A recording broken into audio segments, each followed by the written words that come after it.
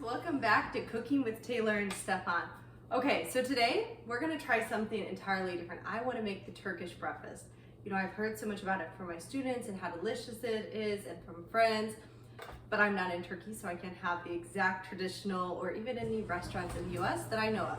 So I decided we're gonna make it. So I did a little bit of research and kind of figure out the basics of what's in it. I'm gonna add my own touch to it as well. It'll be a different bread compared to what it is. And what's really funny is we have this awesome platter. So my mom got this, and it's funny, when I first saw them, there was a match, and they weren't my favorite. At first, I couldn't decide what you would put on them. And then she went ahead and she bought the biggest one. And then afterwards, I realized this is perfect for my recipe on YouTube. So it worked out really well. Okay, so there's gonna be a lot of ingredients to this. It might be a little bit of a longer video. So we're gonna start with all the colder ingredients because we wanna eat the warm ingredients at the very end. So the first thing that we wanna use is Stefan's tomatoes from his garden. I'll go ahead and walk a little closer and show you.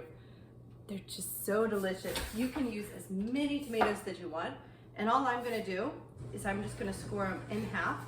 And I think for this, you definitely want the cherry tomatoes. So we're gonna cut all of these up first, and then we're gonna add the rest into it. Our tomatoes are all chopped. I have some fresh thyme from the garden that I'm gonna go ahead and cut up, and I'm gonna put it right in there. I'm gonna add just a good little handful of the fresh thyme. So just sprinkle it right over. I love the smell of fresh thyme. You could always use the lemon thyme too, that's really good. Okay, I'm gonna add a little bit of just the Italian basil in here, just because we have it in the garden.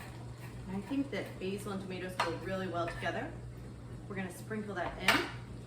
Next, we wanna add just a little bit of salt. It'll bring out all that juice, because you wanna dip all the bread in here.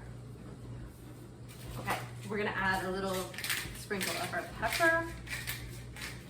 Next, we wanna add about 2 teaspoons, a half teaspoon of olive oil. So you just wanna drizzle right over the top. And then all we wanna do is give this a good stir.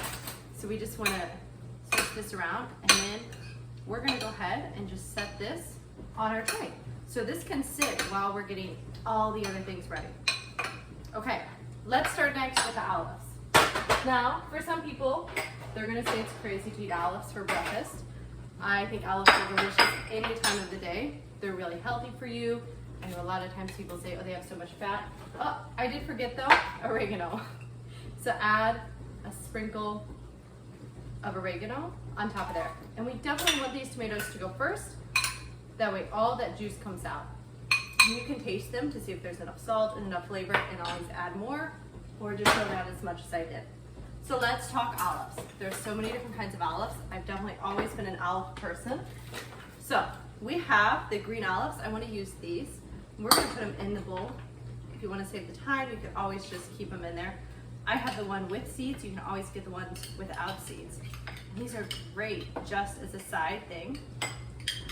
And who doesn't want to eat olives in the morning?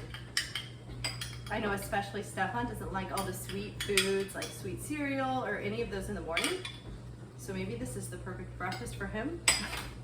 Okay, so after we finish adding the green olives, we're gonna go ahead and add the black olives. So we're gonna put these, and these do not have any seeds. The hard part is always opening them up. So we're gonna put them right in here.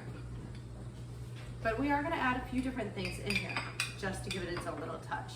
So we're gonna crack some pepper on here and a little bit of oregano right on. So just add as much as you want. You can always put them right back in a jar, and they're gonna stay good. These are things that aren't going to go bad, which is really nice. Okay, so let's add our oregano, just a little sprinkle. You know, I thought it would be a good idea to keep all the spices here. Okay, then we wanna add our cayenne pepper. We're gonna sprinkle right over the top. Okay, and then next, we just wanna put just a little olive oil right on top, and only olive oil. I will tell you, for this entire thing, only use olive oil. It's healthier, it tastes better. Okay, we'll just give that a little stir. We don't even need a spoon for that. We're gonna put that right there. So now we gotta start with the next. Next, we're gonna go ahead and add our cucumber. You know what I like about this is you get a good balance, and a half cucumber, by the way, between vegetables. It's not just bread or starches. You really get a nice balance between them. Okay, so I'm just gonna go ahead and slice these up. I also have a very small amount of purple onion. And then we're gonna put these in here. And it's gonna be a more simple cucumber salad. Nothing too elaborate, a lot of just simple. So we're gonna put our onions in first. We're gonna add our sprinkle of salt and pepper. Okay, and then we wanna add a little vinegar. So I'm gonna add some of the white wine vinegar in here. And I think it just helps with the onion, especially since it's a raw onion, along with the salt. And then the next thing is we want to add in our cucumbers. And we just want to give this a good mix. And then add our olive oil as well. And then we're going to add a sprinkle of oregano. If you have more time, which I might do that towards the end, just to add a little extra time in there. It really just brings in and combines all the flavors together, which is also nice. Now let's add something that's sweet. So we have all of our more savory vegetables, olives, and that's great. It's all gonna combine well. So now we wanna use basically like a curd. So you can make it, I have done this before. Instead, I'm gonna go ahead and use more of this Italian one, just because today I don't have the time to make that. And it's just, it has this nice sweet with honey. Okay, and I would say the most important thing for this is getting a good quality of honey. I would say different areas have sweeter or harsher tasting honeys. We've definitely tried a lot of different honeys, and I've noticed that Missouri has this more like light colored, very sweet honey. And I think it's because of our flowers that we have here compared to the honey from like New Mexico, Arizona. It's still good, but it's a different taste. And I think for this, we want more of a sweet, mellow, but delicious flavor. Okay, you can add as much or as little as you want. I'm gonna take a pretty good spoonful of this and not fill it all the way to the top, but fill it to where there's enough that everybody can take what they want. And then I'll go ahead and use this spoon in here as well. Okay, so we'll just swirl that around. And then all we do, I think this is one of the most simple, is just scoop this right out. And again, you can add as much as you want. This will taste really good on the bread. And that way, again, you get a mix between the sweet and the not so sweet. You just gotta get it off the spoon. And then we'll go ahead and put this on our tray and clean this up and get to the next. Now let's talk about our cheese butter. You want a variety of different cheeses on here. And this, you really do want the cheese. You just take a slice, you have your olives, it's really good. And we are gonna use cheese in another dish as well, and that'll be really delicious. Okay, so we have a cheddar, and we have some Parmesan, and we have Gouda. I think Gouda is one of my personal favorites. And I would say this is more of a simple cheese butter. And something else, you wanna add some apricots. If you have dates, you can put some dates on here as well. And I think something else that would be good, you know, if I had time, I would definitely go crack some of our black walnuts. That would be nice here. Also, black walnuts are super healthy for you. I think they're one of the healthiest. They call them like the brain nut because it looks like your brain, and they're really good. So this is the most simple one. This is ready to go. So let's move on to some of the other dishes. Let's move on to the herbs. Now we're gonna make a phyllo with some of the cheese, and we're gonna cook it in albo. But before we do that, we wanna get our herbs ready. We have some fresh oregano, which really I should have used on everything else instead of dried. So we're just gonna cut this up, get it all in a bowl. And then, now if you have dill, use dill. I have fennel that's growing in the garden, so I wanna use that instead. So get all that in there. It always smells really good too, I think. Okay, then we're gonna add more thyme. Thyme is a really good one to add in here. Okay, so we're gonna again just cut this up in here. We're gonna put as much as we want, and then we're gonna cut up our purple basil in here as well. So we have our fennel in here as well with our basil. Oh my gosh, this smells so good, especially just having them fresh from the garden. It's amazing. Okay, so any leftover little tomatoes, we wanna use those. So all I'm gonna do, and I'm not gonna videotape this part, is just slice up some tomatoes, and then we're gonna put it on here with the cheese and the herbs and a little salt, and really add all that flavor combined in there. So let's get started. Now we're gonna get started with our phyllo. So we're gonna go ahead and cook this on the stovetop, you know, of course, once we get everything in there, and put it in olive oil to get it nice and crispy. But first, we have to add all of our stuff in here. So we're gonna set this right on the side, and we're gonna take as we need.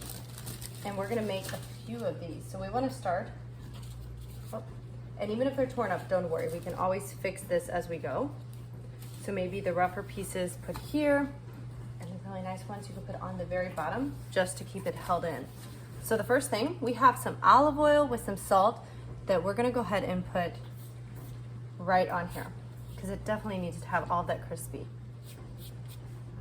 Okay, and then we're gonna add a mix of different cheeses on here, and maybe some, we'll just put one. We're gonna go ahead and get creative with that part. There's not an exact thing that you have to have.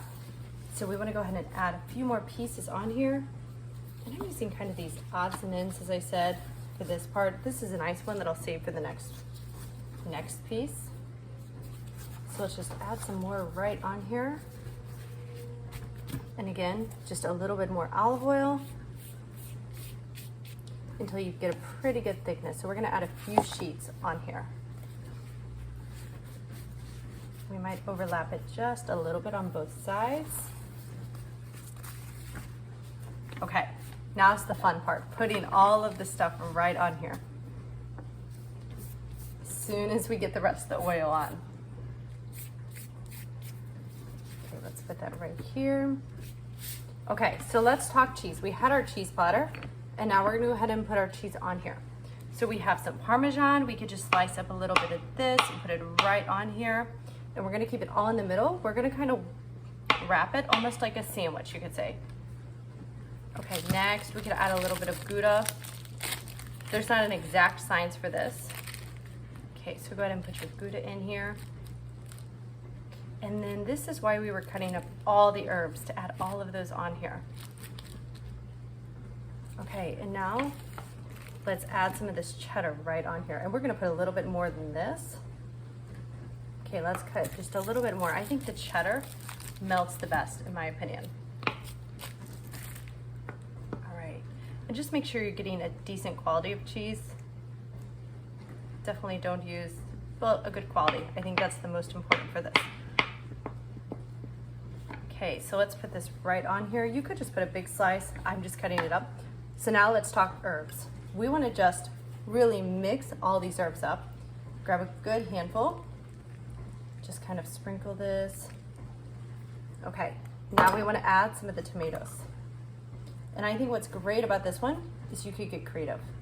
You could add a mix of anything that you want on here. It doesn't have to just be this. And we're gonna start to flip this right over. And we're gonna check to see if any spots need any more olive oil. I'm gonna go ahead and flip this once like this before adding the rest on, just to help keep it together. Okay, and we're gonna add just a little bit more olive oil, and you do want salt in the olive oil. This is more of a salty dish. Okay, so let's continue just flipping this. It's like you're just making a little cute sandwich that you could almost pack up and take with you. Okay, so let's keep going.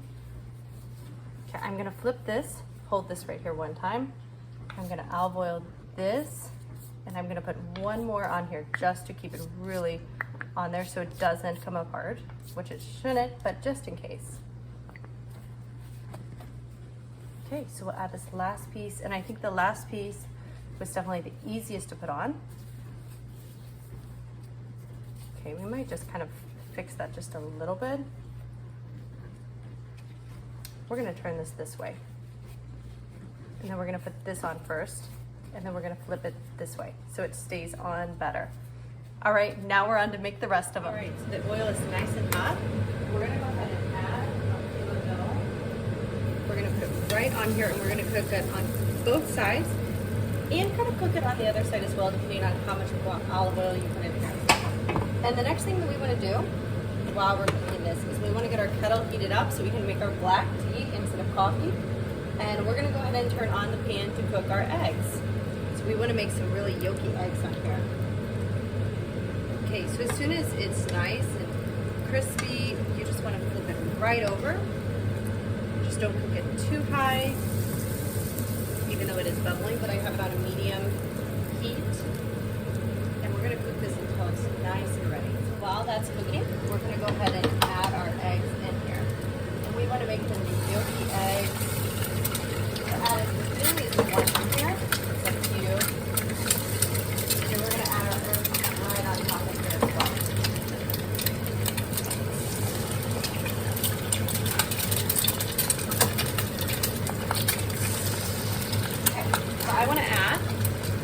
our fresh thyme in here that I'm gonna just put right on top.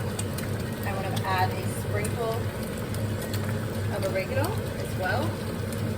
I'm gonna add some pepper.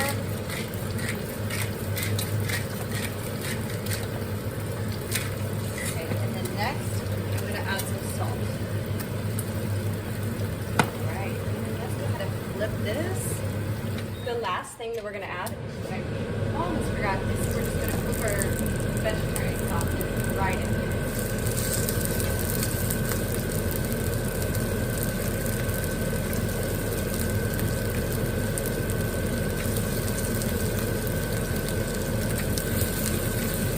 We're gonna cook this just until it's brown. So while this is cooking, I wanna talk jams. You gotta have jams with this, all different kinds. So the first one that we're going to talk about is we have our big jam. We're going to go ahead and use this. This was in a previous video before this. The other one that we have is we have some lingonberry.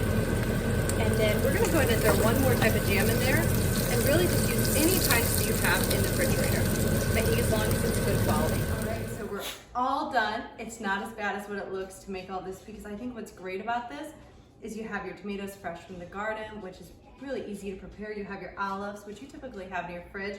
You're just adding a little bit more flavor to it, and your cucumbers, and then you have your curd with your honey. And we also did make a homemade bread. I know typically they use a different type of bread for this. It's the round one, and I forget the name offhand. But today we just decided not to make that, and I don't think we have any bakers that sell that. And what's great is you have your cheese platter, your eggs, and any type of jams.